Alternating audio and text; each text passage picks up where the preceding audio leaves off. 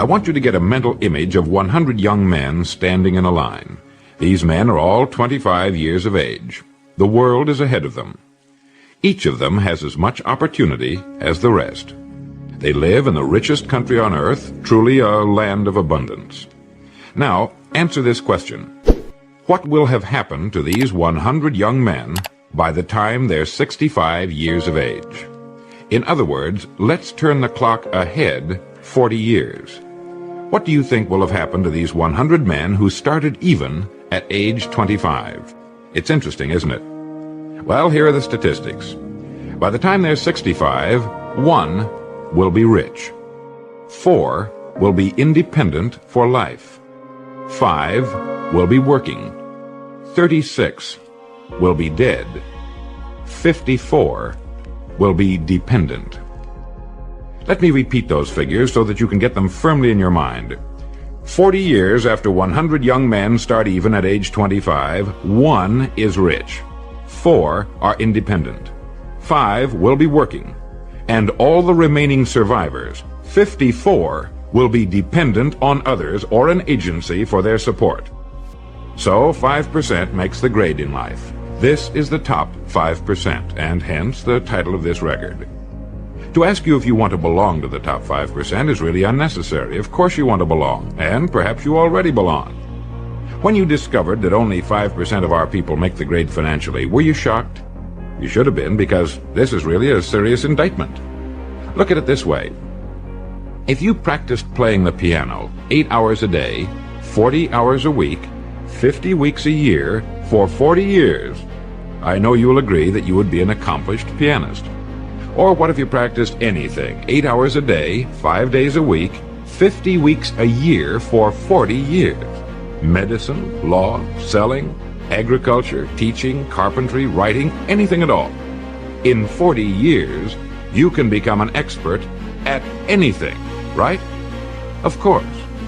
Well, the 54 men out of 100 who arrive at age 65 without having become financially independent in the richest land in the world have worked in our economy 8 hours a day, 5 days a week, 50 weeks a year for 40 years, and haven't figured out in that length of time how to be financially independent for the remaining and certainly the best years of their lives.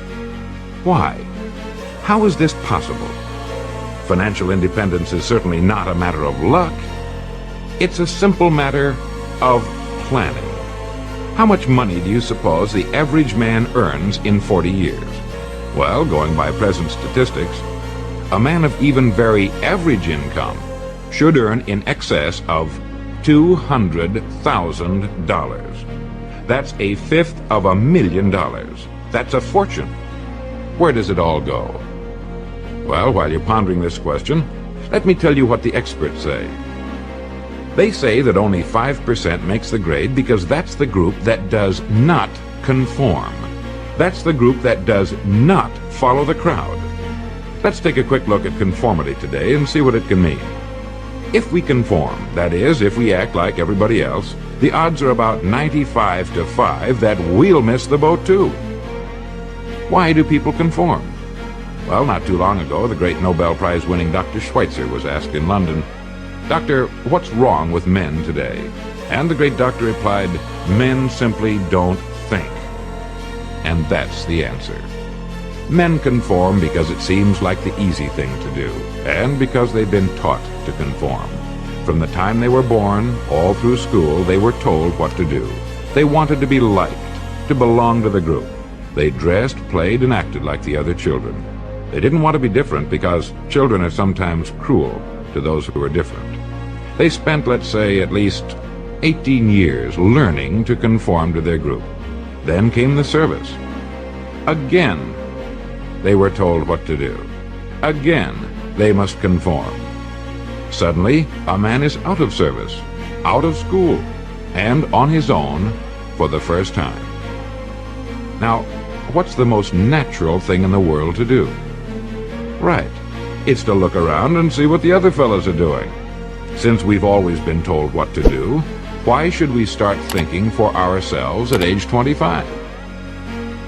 So he gets a job, and again looks around to see how the other fellows are doing their jobs. Now, since it seems to be a part of human nature to do no more than a person has to in order to get the weekly paycheck, again, he conforms. Now, we know he has 40 years to become great at what he does. Plenty of time. But does he do it? Not if he follows the crowd. Not unless he decides to join the top 5%. If we follow the crowd, we haven't got a chance. If we think independently and follow our good ideas with action and stay with it, nothing in the world can keep us from succeeding. Now, if you don't mind turning this record over, I'll tell you how you can become financially independent. How you can see to it that you'll never have to worry about an income again as long as you live. Now let's look at the big picture calmly and analytically.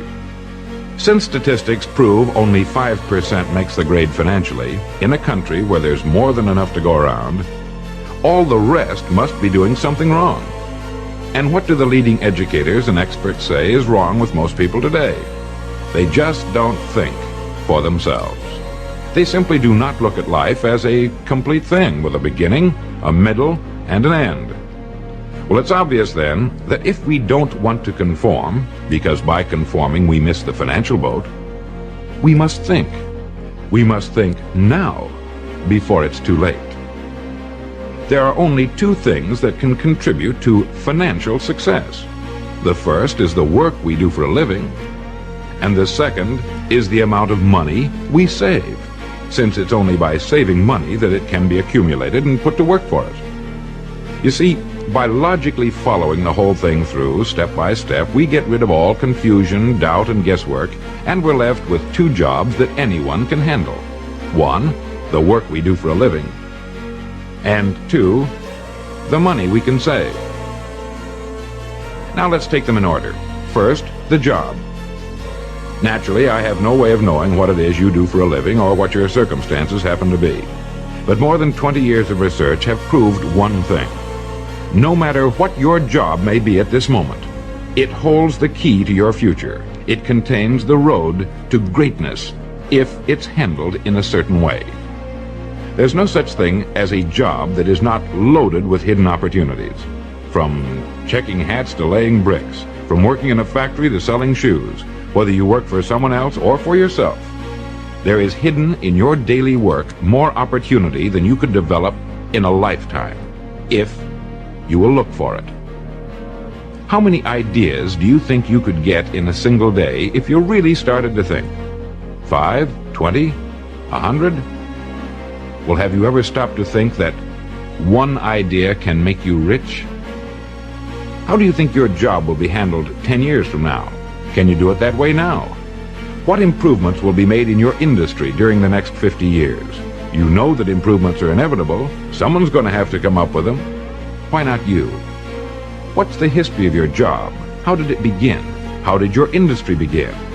Do you know as much about your job and industry as a doctor knows about medicine and its history? You really should, you know. Have you given the same work and dedication to your job that an attorney has given to the study of law?